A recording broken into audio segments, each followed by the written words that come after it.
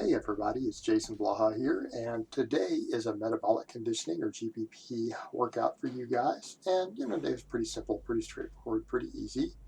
For those of you who watch these videos every day, please remember to click like down below. These will get thousands of views and only like 20 likes. And you guys know dudes run a dislike bot, so it'll get 200 dislikes. So if you guys would just reach down and hit that if you actually watch these every day, it would be greatly appreciated. So today we ended up only being about 12 minutes, and I didn't even push it that hard. Just trying to get my heart rate up, just trying to do the Metcon. I'm not pushing these to the bleeding edge. I'm just trying to stay in shape on the conditioning side. All right, so we do them 3 times a week because I'm actually pushing my volume pretty hard, hitting some pretty big maxes. I'm doing max deadlifts and stuff right now. I do have a finite amount of recovery. Now, I will eventually probably go through phases where I push the conditioning up higher, but these things all have to be in balance. Again, I train pretty high volume at this point.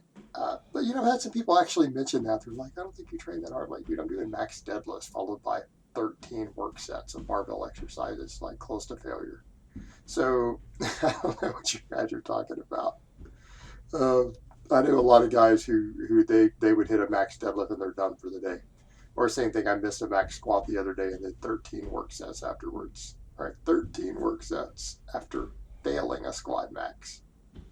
And that's normal, guys. That's I don't know what else to tell you. If you think that's easy training, I really would love to see what you do. Post it up, blog your stuff. That's the thing I would say to anybody. A lot of people will come in and they'll be critical, and it's like, well, where's your training at? Like, that's the thing. I don't see anybody who posts criticism. Not one person actually put up an entire week of their training, every single work set. Right? They don't do it. So I would say to anybody, man, if you're not documenting and putting your own training up and your lifting and everything, you probably need to keep your criticisms to yourself. Right? Put up or shut up, guys. It's that simple. Go buy you some calibrated plates, put your full workouts up, and then we can talk. The same thing. I had someone mention the chin up thing, or like, I don't like the way you're doing chin ups. You're never going to get strong. You've seen me do 100-pound dead hang chin-ups while weighing over 200 pounds. I think I'm plenty strong at chin-ups.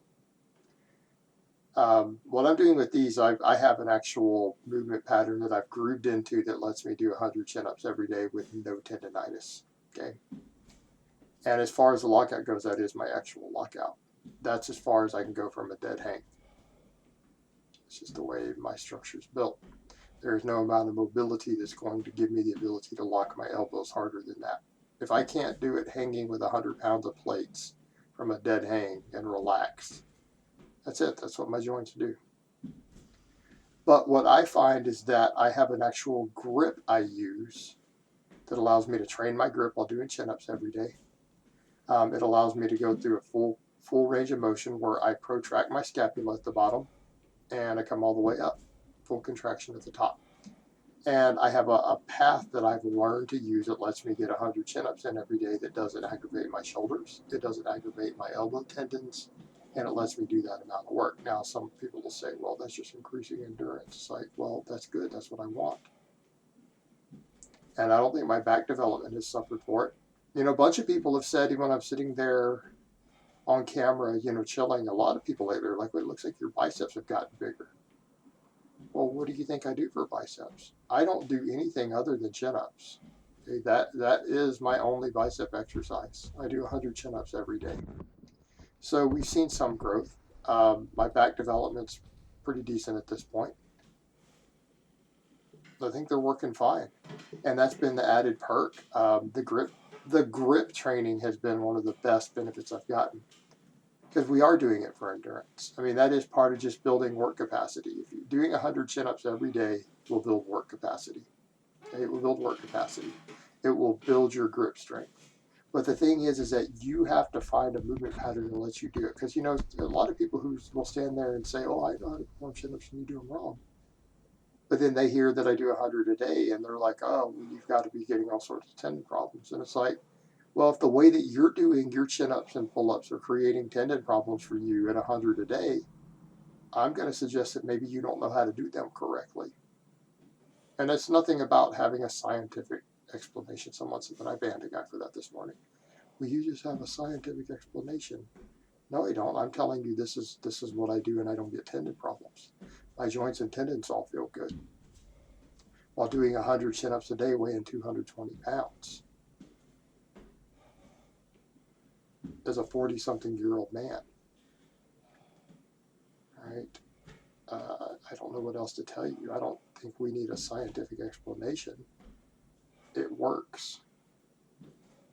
Now, I have found by doing that many chin-ups every day, and this is going to be hard for people to grasp maybe, I have found a groove that causes no tendon pain. I have found an exact movement pattern as far as where I move my elbows, how I place my hands, how I pull myself up that allows me to do very, very, very large volumes of chin-ups every day without any tendinitis. My shoulders don't hurt, my elbows don't hurt. Okay? That isn't the movement pattern that I decided I'm going to do. The way that I do chin-ups is not how I just walked over and said, oh, this is how I perform a chin-up. I have experimented by doing 100 every day, building up to that, of what exact elbow, shoulder, and movement pattern allows me to do that without any discomfort. That is what my body has dictated to me is the movement pattern that doesn't cause any pain in any of my connective tissue. That isn't something I decided to do. That has been the groove that I found. Because when you do them, when you start doing 50 plus a day, you start finding that if you put your elbows and joints and things into certain positions, it's more comfortable than others on the tendons.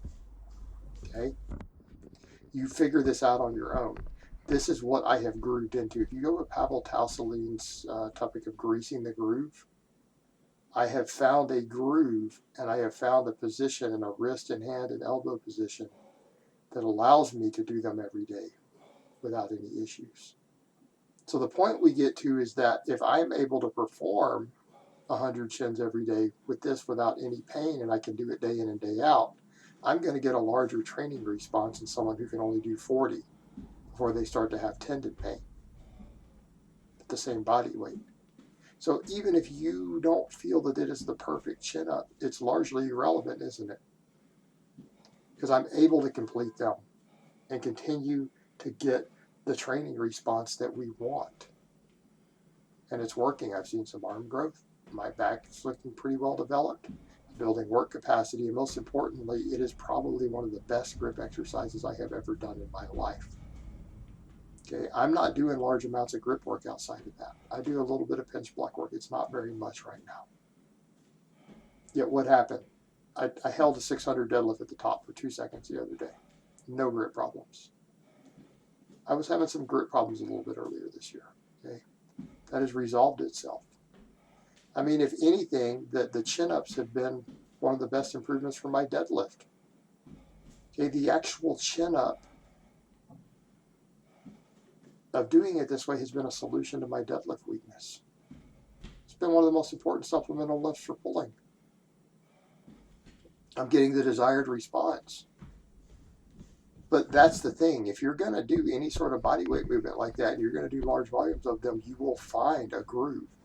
Okay, you're going to find your personal groove that allows you to do this. And for me, there's a very, very specific movement pattern that I have grooved into. It's very specific. I have found certain hand placements as far as width, as far as hand position, that allow me to do them without causing any of that tendon pain. Because I've had tendon pain in the past from doing really heavy weighted chins. Something I've complained about. It's actually prevented me from doing supine movements. I've been able to do heavy curls. It prevented me from doing heavy chins. Okay, this has taught me a movement pattern for me personally that doesn't cause this issue. And at a certain threshold, when I experience that, I don't care about your input. Your input, if you're not a person who does 100 chin-ups every day, when I'm getting a benefit from it that I need for my deadlift and everything else, your input's irrelevant because you really don't know what you're talking about. Okay? So the people who make those statements, they're speaking from a place of ignorance. They're speaking from a place of ignorance because they don't do it themselves. And we can be as theoretical as you want. You can talk about whatever hypothetical thing that you want, but I'm the one who has to actually do it and experience it in my body and deal with whatever goofy ass adjustment you think I need to make. I'm the one who has to deal with the tendon pain from it. You don't. So you're just going to get banned for being an ignorant child who has no concept of what they're talking about. You haven't earned a place at the table. But yeah, the high volume chin up thing. I mean, it's been actually, I feel like it's almost a game changer. Doing the large numbers of chins every day has actually had tremendous benefits for me as a lifter. It's had tremendous benefits. But there's certain ways that you have to go about it, and you have to find certain positions and grooves as an individual that allows you to do so. All right. And of just incorporating it in the middle of my Metcon work, because I'm going to do it every day anyway, so it works in great for my part of my conditioning. But obviously, I do tons of it outside of this. Something I do every single day. I chin, chin, chin all day long. All right, guys, but that's really all I have to say on that today. I hope it's been informative, and I will talk to you guys next time.